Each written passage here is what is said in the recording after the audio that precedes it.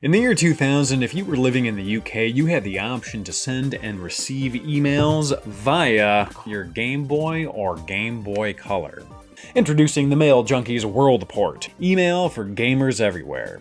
Well, not quite everywhere, just where this happened to be released and marketed. So basically the United Kingdom. Now the World Port was created by the same people that brought us our action replay cheat devices. In fact, the Mail Junkies banner is a play on the Code Junkies branding that the action replays fall under. Now this is an odd little device.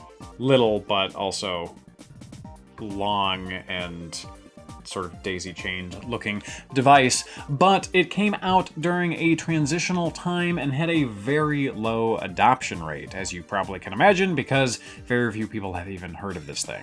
So it makes them pretty hard to come by. And the big question in my mind, other than how it worked, was why? Why was this designed? Why was this released? Why did they think that this would be a good idea? Obviously, there were better ways to send emails at this point in time. And I remember, at least in the US, being pretty connected to the internet with email, messenger, etc., albeit with a very slow dial-up 56K modem. So according to the US Census, 41.5% of households in the US had internet access in the year 2000, but in the UK, according to Statista, that number was 25%, much lower. The company that made this, Datel Design and Development Ltd, saw a perceived opportunity to get basic internet functionality in the hands of kids that were likely craving it and begging their parents to have email. Now, did this work out for the company? No, very few people bought this. Regardless, we are left with a very obscure and interesting bit of gaming tech and history. So let's go ahead and see what's in this very shiny box, but first we're going to take a tour of the exterior. We have a very much early 2000s metallic, see-through, just shimmery, shiny packaging here. Mail Junkies World Port, the email solution for gamers everywhere, for Game Boy Color and Game Boy Pocket. Send and receive emails on your Game Boy, registered trademark, with your very own email account. Free email newsletter with the latest gaming news, releases, cheat codes, and charts, which of course was what Code Junkies was doing for free anyways on their website. So basically, this isn't really an added bonus, it's just saying that the company will package that information into an email for you and send it to you. Mail Junkies World Port, your name at mailjunkies.com.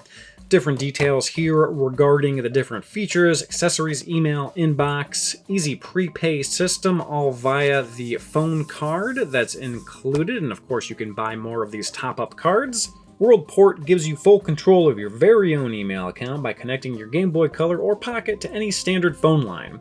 You can email anyone else with an email account, which of course is how email works, but hey, you know, it was the year 2000, maybe it was new for some people. No hidden costs. I'm going to read this a little bit later in connection with these top-up cards, but functionally everything is via these prepaid cards. Now let's go ahead and open this thing up here.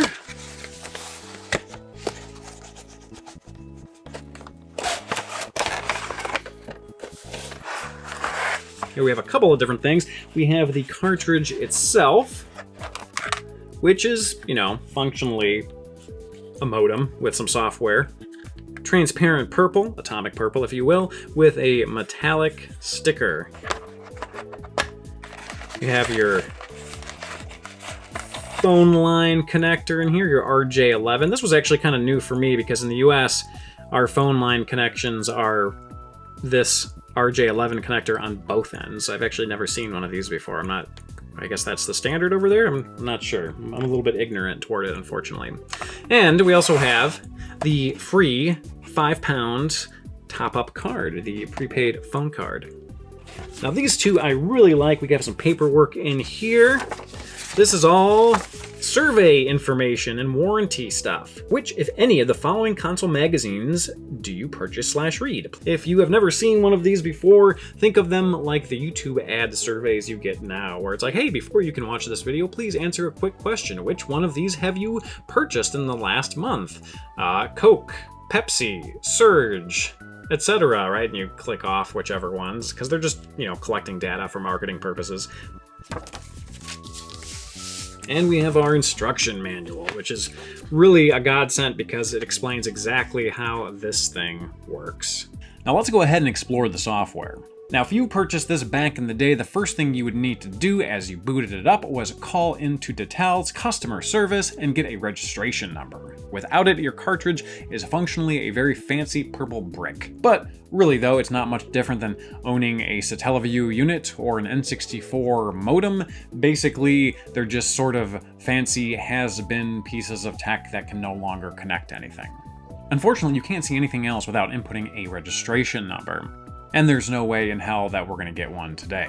So I turned to a talented hacker named ZestyDev. They took the ROM and modified it so you can input anything and it would accept it as a proper registration number. Before, it would calculate a code based on what you entered, and if the code wasn't valid, it didn't let you in. But now, any number and any code is game. Welcome to GB Mail, version 1.01. Now we have a very basic menu here, but we're going to go ahead and start with our preferences. We have About, we have Boot Screen, we can actually toggle that on or off. Color Fade. Now this is interesting because it allows you to remove transitions, which will actually speed up the loading of each page, but make it look less graphically pleasing.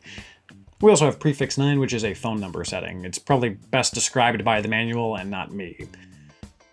Strangely though, when you're emulating, nothing actually saves, and I'll get more into this in a moment, but I'm going to turn off Color Fade, and then leave this menu, says it's storing, I come back, and it's reset.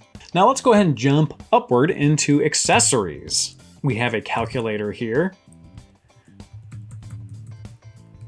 Pretty simple. No sound effects, buttons, beeps, nothing. Here we have our address book. It's kind of interesting. We sort of have a pseudo landscape view that we can pan and scan across using left and right. We can use up and down to go through the total number of quantity of addresses we can have. It starts at 1 and goes up to 50, which is actually a pretty reasonable number. And if we press select, we can toggle through our options here.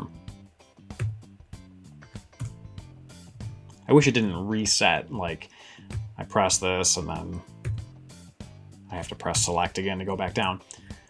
If you've put in just so many email addresses you can't seem to find the one you want, you can actually search for it. Again, just like the calculator, no like sound effects or anything like that, no music in the background, etc. Not that I necessarily want music when I was like typing an email, but I don't know. It seems just kind of empty. Here I can go ahead and add in my first person. Now you could just imagine how long this would take if I was actually putting in a real address. Let's put in a proper British telephone number. 1, 2, 3, 4, 5, 6. Oh, 2, whoops. It's a little touchy. You gotta like jump between numbers quickly. There we go. Beautiful. Looks good. Now, email. Now let's do this for real this time. You'll see how long it takes, and I'm sure you could probably imagine here. By the way, you can toggle between caps and lowercase symbols, numbers using the select button. Hard toggle for toggle. I like caps. Games.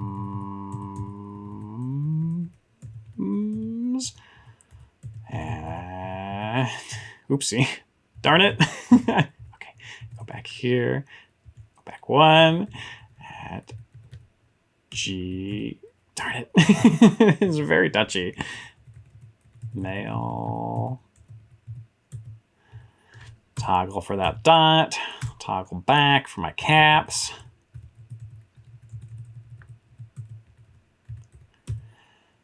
Whew. Good God. Yes.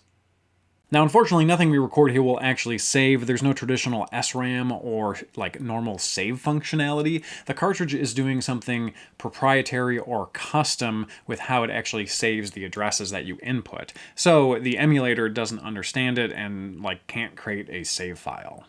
Let's jump down to our calendar. June of 2000 is the default, and just like the address book, you can just pick a random date and put in a little memo. Now we have time zones. I actually kind of like this, because you can just kind of like shoot through all the different areas where you might be utilizing this. They really overestimated the popularity here. Let's jump up to the modem.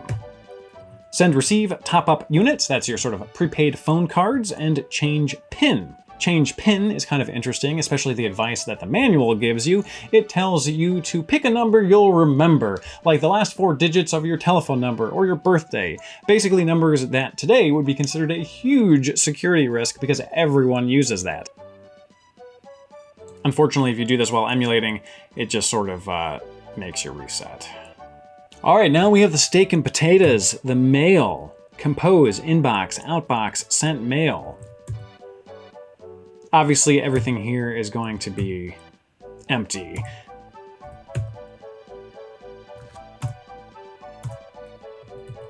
And that is the software, at least as far as we can show it. It obviously has no current dial-up connection it can make use of right now, so this is pretty much it.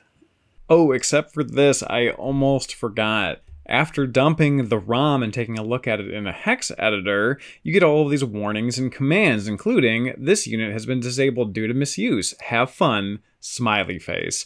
I wonder what you would have to do on your world port to have it disabled for misuse. It boggles the mind, but regardless, I thought it was kind of funny. So why did this beautiful monster fail? Well, you know, there's very little information about this online, so what I'm about to say is based on my own research and my educated guesses sprouting from said research. But let's go ahead and start with the top-up cards. Quite a bit of advertising on this promoting no hidden costs. All the costs of your calls are included in the price of the World Port top-up cards, which can be bought from all good video game stores. We've even included £5 worth of calls to get you started. Easy prepay system, no subscription, no line rental, no connection charge, no contract. Now, I was curious as to what this would actually net you in terms of usability. And thanks to the Wayback Machine, £5 will give you approximately 20 minutes of email time. And apparently there was also a PlayStation version, which hopefully was a bit better. But £5 seems expensive. I mean, you're not like wasting your time on this thing, perusing websites and stuff, but you do have a newsletter that you can read. And if you are reading longer emails or meticulously, slowly typing them out, you know, think about like texting back in the day, except using a Game Boy in this case. I mean, there's no keyboard, right? So things would just take longer. So I would imagine you would burn through those 20 minutes pretty quick. Now, one saving grace of the limited amount of time that these top-up cards would give you was, well, what it says right here. You can write emails at any time without being connected to the phone line, and even save messages for sending or viewing later. So you could draft something up and then send it out while you're online. Just take a couple minutes out of your top-up card to utilize the internet connection to go ahead and send that. But still, if you're reading a message while connected, or kind of going back and forth with emails like a text message chain would kind of be, you know, back and forth with friends, you'd still eat these up pretty quick. Next guess as to why it failed is that, of course, as you've seen, the World Port had limited functionality. You have emails, you have PDA functionality, a limited color scheme. That's about it. And lastly, you know, when you think Code Junkies and Action Replay, you don't really think internet browsing. I think that this kind of came off as more of a novelty, and for the amount that you'd end up paying with the phone cards, you might as well just connect to your home and use a keyboard. It's not like this was wireless. Not like you could use it on the go. Datel did try again though with the World Port GBX for the Game Boy Advance. And as you can see from this commercial, it is seemingly the same? Color. Yes, it's true. WorldPort is an amazing all-in-one email solution that lets you send and receive emails using your handheld. It's easy to use too. It simply plugs into your Game Boy Advance or Color like a regular game cartridge. Create your very own email account, then compose your emails on screen using WorldPort's virtual keyboard. When you're ready to send your message, just connect WorldPort to any telephone socket using the cable provided. You can email anyone else with any type of email account. But that's not all. WorldPort is also a powerful personal organizer. Keep track of important birthdays and appointments using the calendar and diary. And store all your favorite email addresses in WorldPort's virtual address book. Just hit a button to start emailing a friend. You know, all the menus look the same. I think this was just basically a rebrand with maybe maybe some more bells and whistles? Not quite sure. And I do think it's particularly telling that the calendar in the commercial starts in June 2000, even though the GBA wasn't released in Europe until June 2001. So the calendar is clearly utilizing some default setting that's left over from the original Game Boy World port. They did not update the calendar to coincide with the GBX. So that's the Game Boy World port. I hope you all enjoyed this very strange bit of gaming tech oddware. Big thank you to GameFreak924 for sending this over to me. Really appreciate it. I'm glad that you got your hands on one, especially one that was so complete as this one was. Big thanks to NES World for allowing me to utilize the GBX commercial footage. Thank you to Zesty Dev for modifying the ROM so I could actually get footage via emulation to show off to all of you. And last but not least, thank you to all of you out there for watching. Really appreciate it. Make sure to subscribe, like the video if you enjoy this type of content, and we'll see you all next time.